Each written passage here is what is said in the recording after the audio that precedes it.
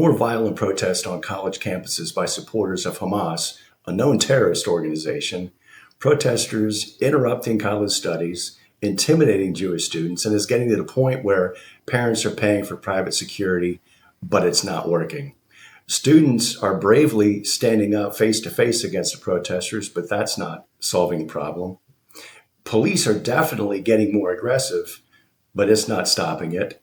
And even the president of one of the universities came out and said it crossed a line, but none of that is working. Just as a bit of a recap to go over everything I just mentioned, take a look at the following videos. They took over a part of the main library where students were studying for final exams. So they'd better really make sure that they contain themselves, because if you hurt one of those students...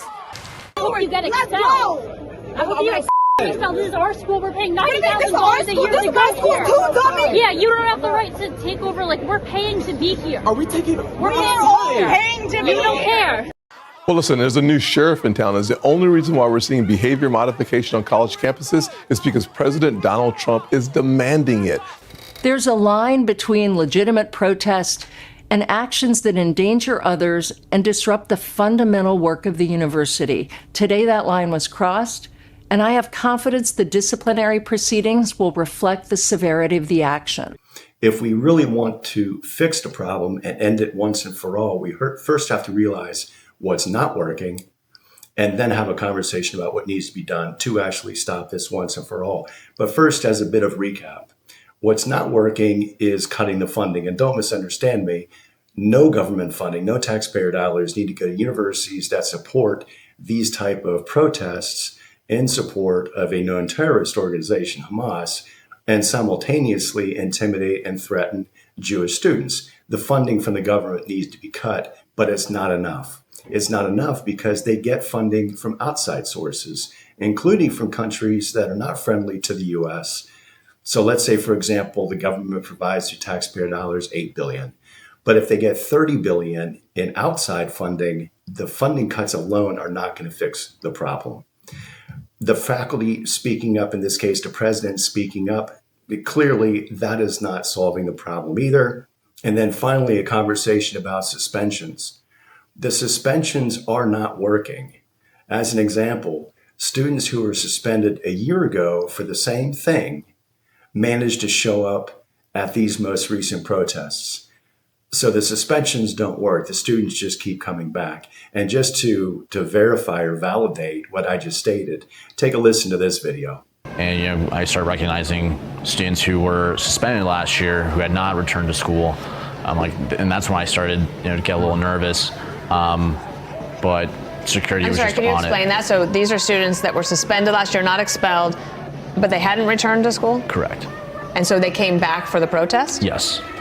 So the question turns to what's really the point of this video, which is what needs to be done to stop this once and for all, to end these protests on these college campuses by sympathizers of Hamas, a known terrorist organization.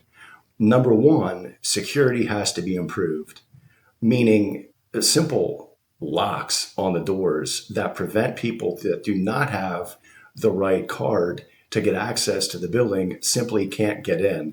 It sounds simple, but it certainly works as a deterrent. People shouldn't just be able to walk in off the street, whether they've been suspended or not even enrolled at that college or university, and gain access to a building.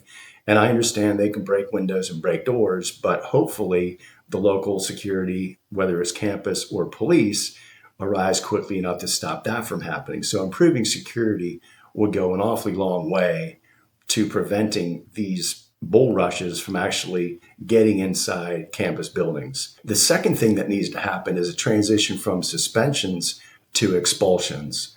Clearly, as shown before, the suspensions are not working. These students need to be expelled. If they are from a foreign country, they need to be deported.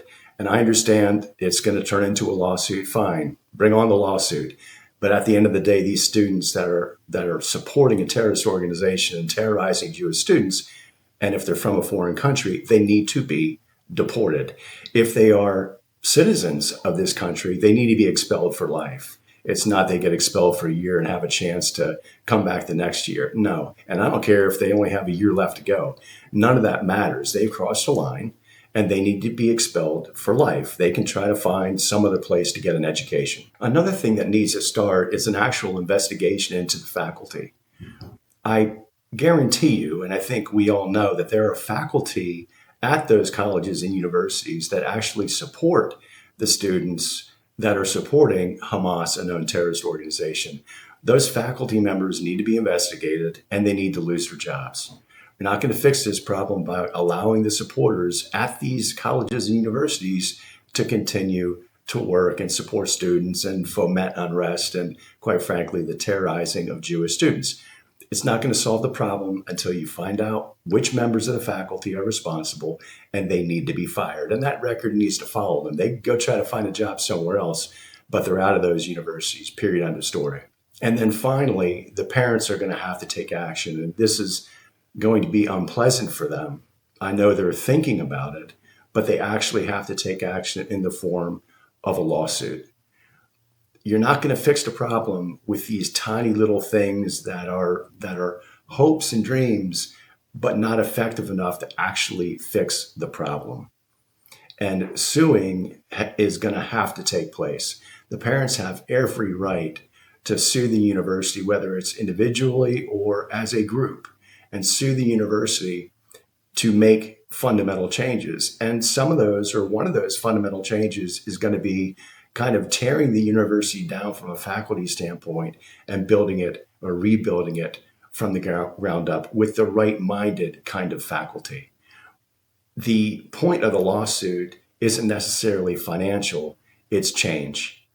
And change is going to come when the faculty is removed and replaced. And then, and only then, can the colleges and universities get back to actually educating kids, certainly at these Ivy League schools, these higher centers of education. As always, I hope you enjoyed the video. If you did, give it a thumbs up. If you want to see more like this, then subscribe. And let's get people involved in the comment section. I'd really be curious to see your feedback.